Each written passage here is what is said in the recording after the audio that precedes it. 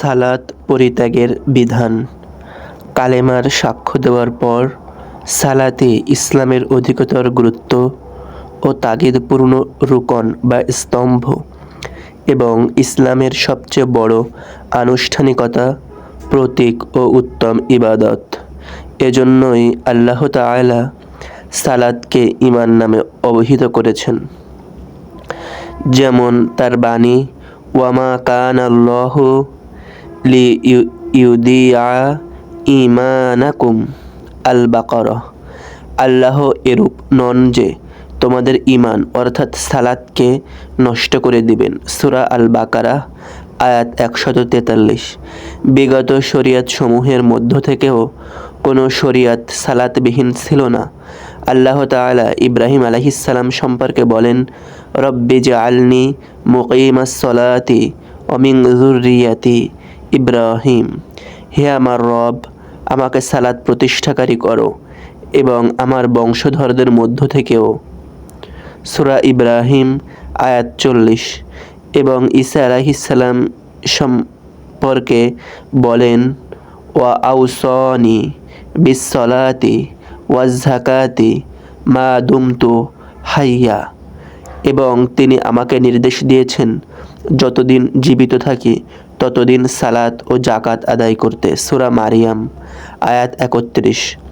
এবং ইসমাইল আলাইহিস সালাম সম্পর্কে বলেন, ওয়া কানা ইয়া'মুরু আহলুহু বিস সলাতি ওয়াজ যাকাতি ওয়া কানা ইনদা রাব্বিহি মারদিয়া।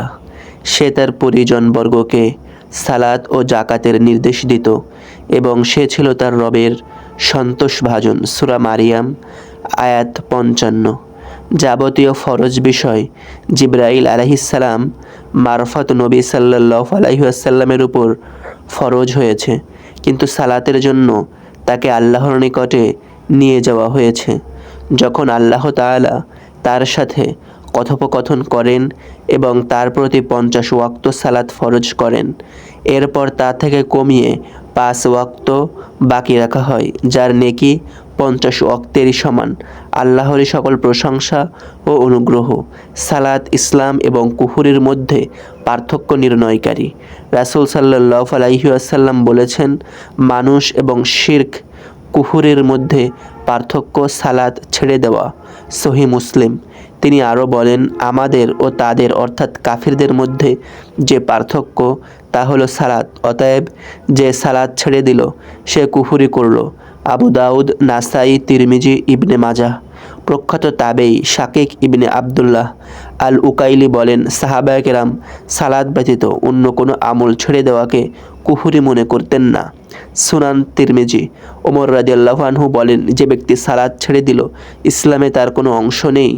উল্লেখিত ও অন্যান্য দলিলসমূহ সালাত পরিত্যাগকারী বড় কুফরের অন্তর্ভুক্ত হওয়ার সুস্পষ্ট প্রমাণ, যদিও সে পরিত্যাগকারী ব্যক্তি সালাত ফরজ হওয়াকে অস্বীকার না করে। আর এ মত পোষণ করেন ইমাম আহমদ রহমতুল্লাহি, এবং তিনি রাসূলুল্লাহ সাল্লাল্লাহু আলাইহি ওয়াসাল্লামের নিম্নোক্ত হাদিস থেকে দলিল গ্রহণ করেন। সর্বপ্রথম তোমরা তোমাদের দ্বীনের যা হারাবে তা হলো আমানত, এবং সর্বশেষ দ্বীনের যা হারাবে তা হলো সালাত।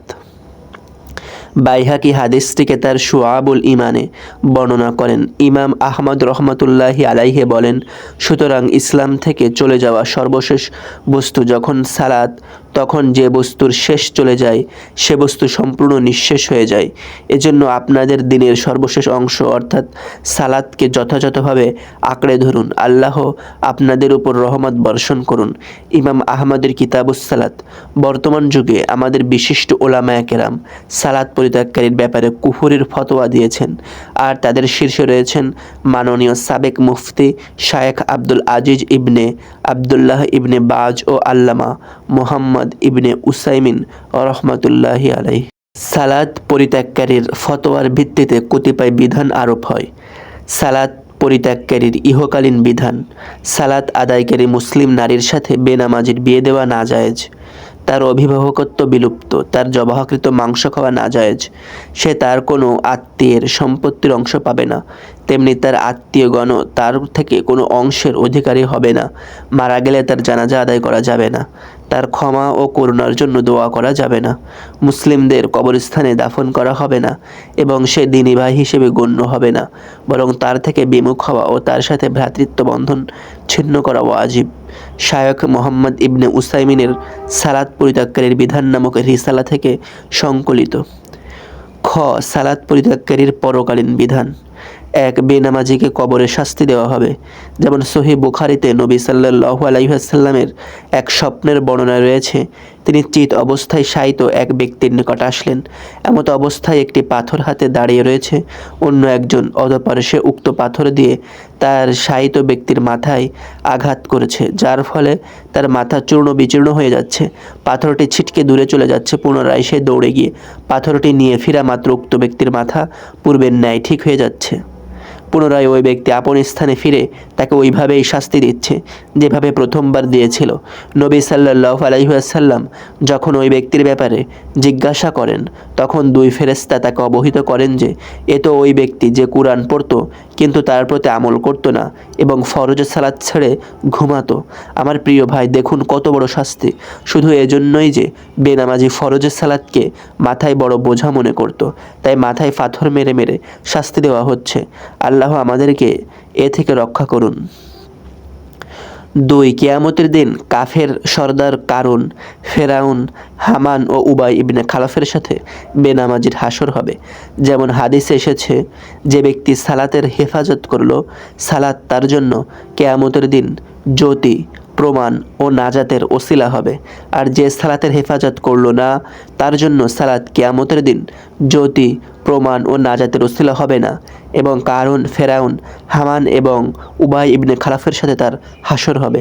মুসনাদে ইমাম আহমদ রহমতুল্লাহি এ হাদিসকে সালাত পরিত্যাগকারীর কুফুরের ব্যাপারে দলিল হিসেবে গ্রহণ করেছেন, কেননা বড় বড় কাফিরদের সাথে বেনামাজির হাসর হওয়ার জন্য তার কুফুরি সাব্যস্ত হওয়া চাই। ইবনুল কাইয়িম রহমতুল্লাহি আলাইহি বলেন, এই চারজনকে বিশেষভাবে এজন্য উল্লেখ করা হয়েছে যে তারা কাফেরদের নেতা। 3, বেনামাজি জাহান্নামে যাবে। যেমন আল্লাহ তাআলা বলেন, মা সালাকাকুম ফি সাকার ক্বালু লাম নাকু মিনাল মুসাল্লিন। তোমাদেরকে কিসে সাকার অর্থাৎ জাহান্নামে নিক্ষেপ করেছে? তারা বলবে, আমরা সালাত আদায়কারীদের অন্তর্ভুক্ত ছিলাম না। সূরা আল মুদ্দাসসির আয়াত 42-43। 4, বেনামাজি স্বীয় পরিবার এবং ধন সম্পদ নষ্ট করে দেওয়ার চেয়েও অধিক ক্ষতিগ্রস্ত। রাসূলুল্লাহ সাল্লাল্লাহু আলাইহি ওয়াসাল্লাম বলেন, যে ব্যক্তির আসর সালাত ছুটে গেল তার যেন পরিবার ও ধন সম্পদ নষ্ট হয়ে গেল। সহিহ মুসলিম। অতএব যে সমস্ত সালাত ছেড়ে দেয় তার কি অবস্থা হবে? 5, বেনামাজিকে কিয়ামতের দিন জাহান্নামের এক খালে নিক্ষেপ করা হবে।